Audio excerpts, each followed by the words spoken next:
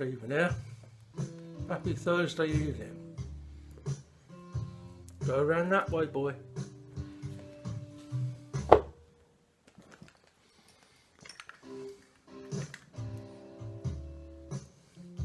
Excuse the silly hat.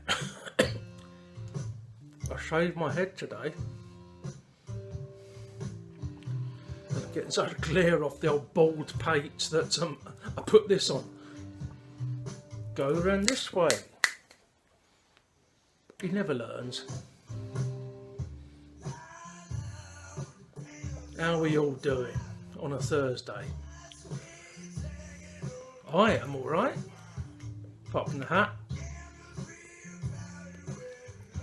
I'm smoking probably the most impractical pipe that I own. Although I do love the shape. It's a Mr. Brogg pearwood. Nice bit of plateau there.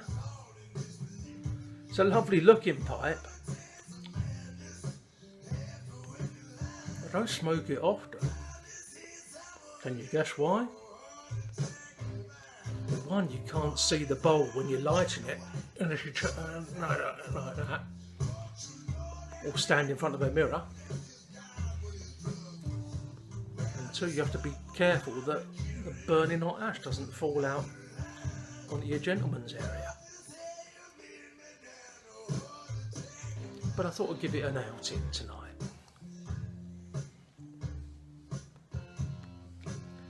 And in it I am smoking, not Reeve or plug, I'm smoking some Cornell and Deal Autumn Evening. Can't for the life of me remember what's in it. It's pipe tobacco. Obviously Cavendish, Virginia, but it's got a topping, it's got quite a variety of toppings. It's not bad at all. And being an autumn evening, or with the autumn's definitely on the way, I thought it was quite appropriate.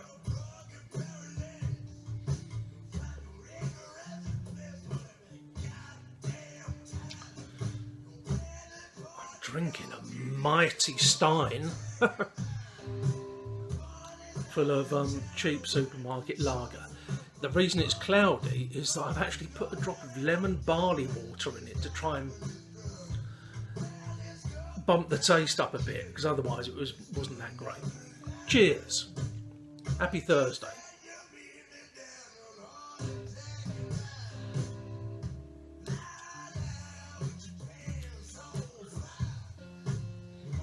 What I'm listening to is, of course, my beloved Tom Waits. This evening I decided to work, because I told you before, numerous times I've bored you with it. I own everything that he ever released. And I decided tonight that I'm going to work my way through the whole catalogue.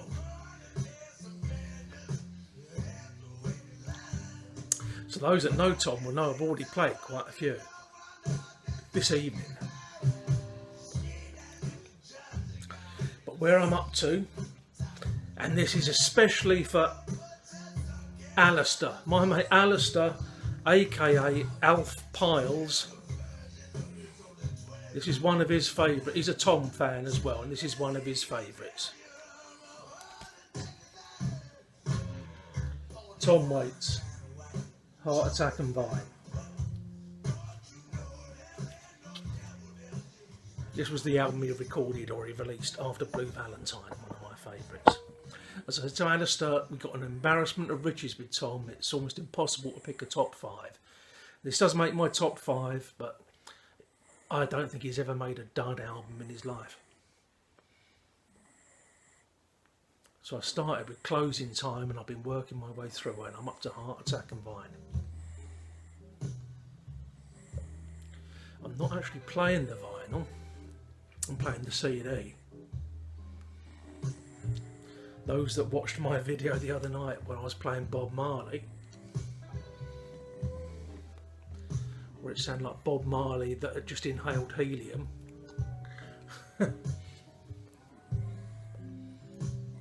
As I mentioned to a couple, I don't have shelf space for my turntable, so it's on the floor, which is not an ideal place for a turntable, let's face it. And the other night I caught it with my foot as I was going to plug it in round behind the turntable. I caught it with my foot and I've done something to it. Because it's one of those where you adjust the little wheels. I've had this turntable since 1979.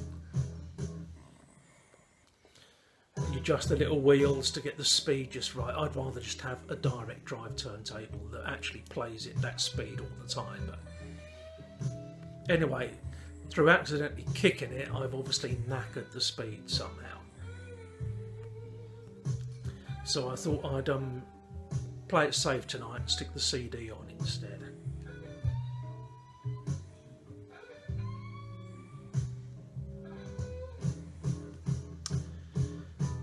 So how is everyone? Enjoying yourselves? Hope the weather's good where you are. We've had a return of the summer today. Won't last, but it was very nice. I've been doing a lot of work out in the garden. Sort of thinking ahead and getting it clear this time and keep it clear throughout the winter, so that next spring I can get out there and record. Well, just sit out there, but also record some videos. Cheers.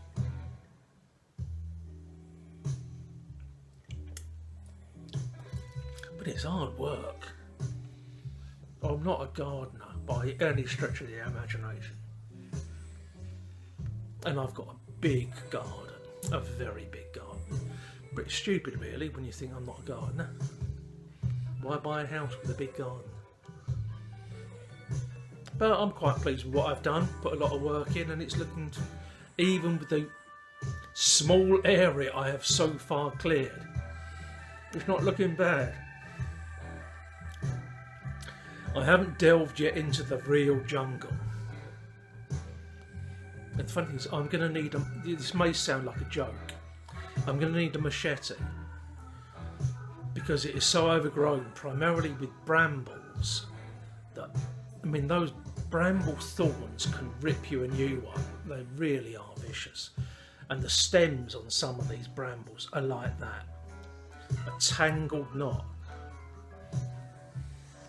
And you can't go through it with a pair of secateurs or clippers and clip your way through. You really need something that you can just hack it all down and slash it to bits.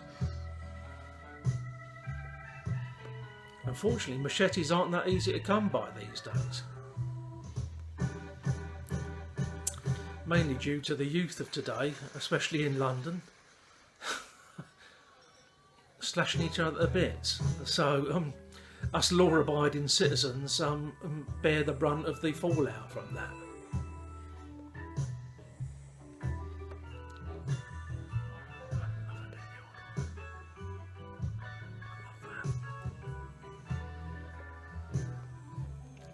So yeah, I'm going to have to try and find myself a machete somehow and get out there and hack through it all. Lock the boy indoors because he'll stick his head underneath it. So we'll get there in the end, but hopefully next spring, be out in the garden again. Who knows? Slashing through it, I might find a Japanese soldier that hasn't surrendered yet.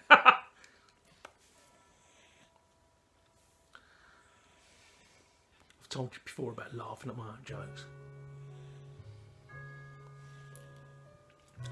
What else have I been doing? Apologies for the snuff mishap on the last video.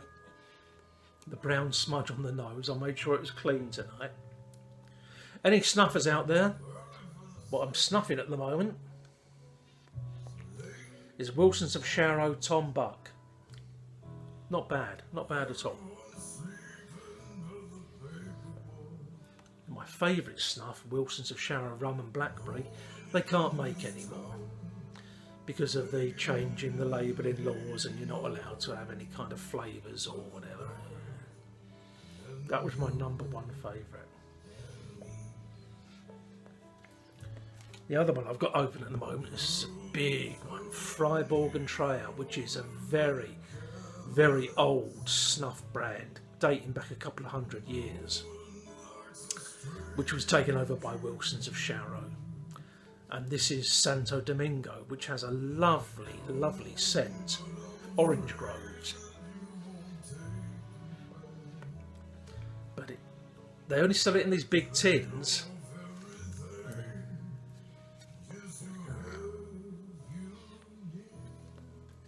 And it's a very, very dark, but what's worse, it's a very coarse ground snuff.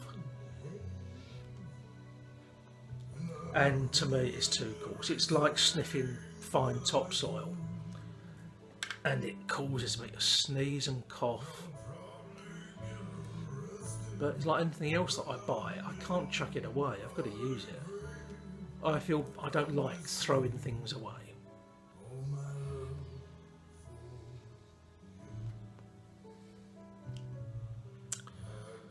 So where are we? I've rambled through 11 minutes already.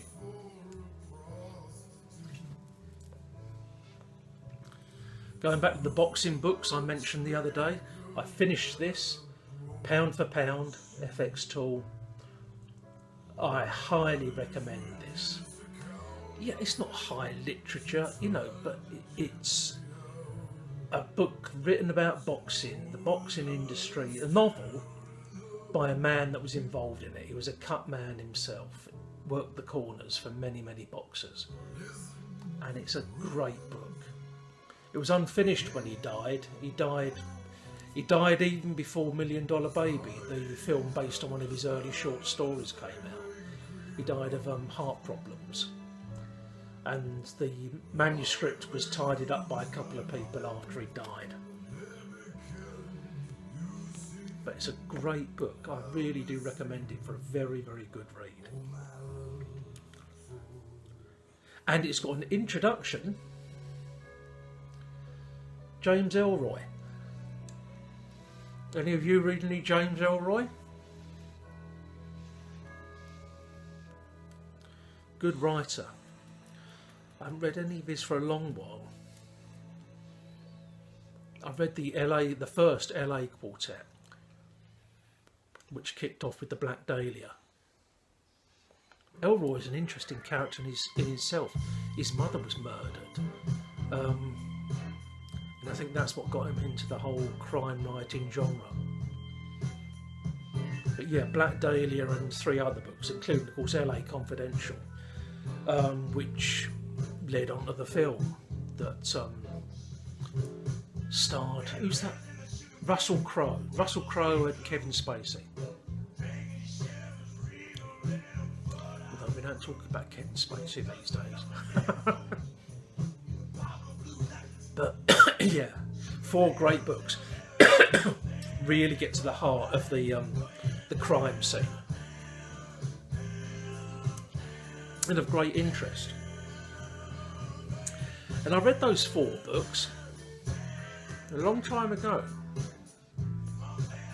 And hadn't thought I'd read any more.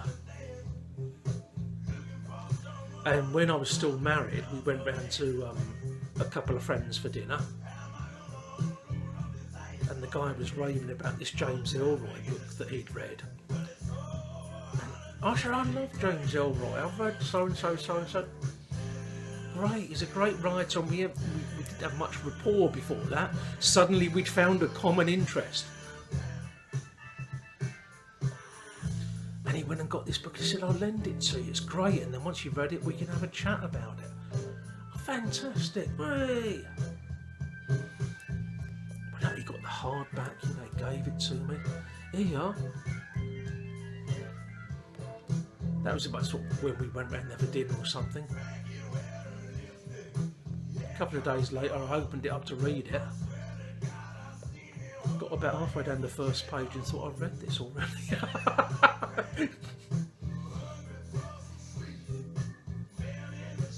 And this must have been like getting on for 15 years ago. My memory was shot even then.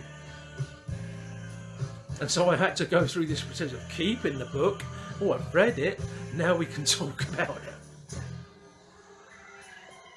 Should you said so? You know, I've already read it, mate. But that was, the book was American Tabloid. And he wrote another couple after that, which I've never read. So this has now prompted me. This is the way it is with books, isn't it? I don't know if it is with you. You read a book, you pick it up, you get a reference, you get someone writing a review on the back, a one-line blurb, and you sort of, it feeds on from that, and you go and check them out as well. And so now I'm going to get the next one after the American Tabloid that followed up from it. The funny thing is, I looked up James Ellroy before I made this video, and I thought, he must be dead by now. He's only 7 years older than me. You get this idea that these people are so ancient, but still alive and still writing.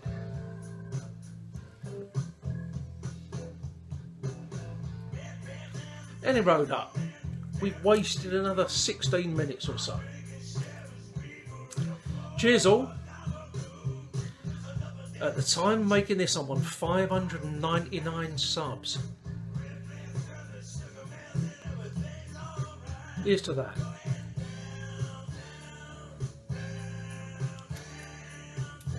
I don't take much notice of the subs. Like you don't, you know. But I have been just under 600, must be for the past 6 or 8 months, and I've crept up to 596, then down to 594, 592, 590, 588, 590, 592, and so on and so on. It's been up and down like a new bride's nightie, as they say. Sorry, that's a bit saucy. But it looks like I might finally crack that 600 sub barrier. Who knows? I'm just happy that everyone watches and comments. It means a great deal to me.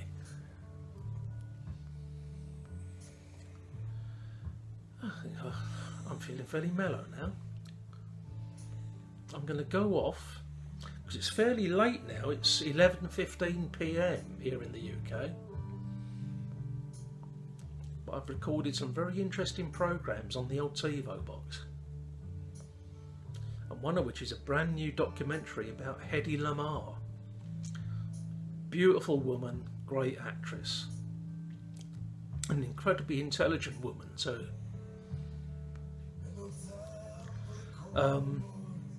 Who actually contributed, her and someone else, to inventing all kinds of weird and wonderful technical stuff that we have actually built on, rely on today, which is not something you expect of a glamour-puss Hollywood actress. So I'm looking forward to seeing that. I might speak to you again tomorrow. Who knows? I've put in a tobacco order. Probably won't arrive tomorrow, might arrive Saturday. We'll see. Some new baccy. There's a thing. In the meantime, I wish you all a happy Thursday evening. Take care all, and I'll speak to you again soon.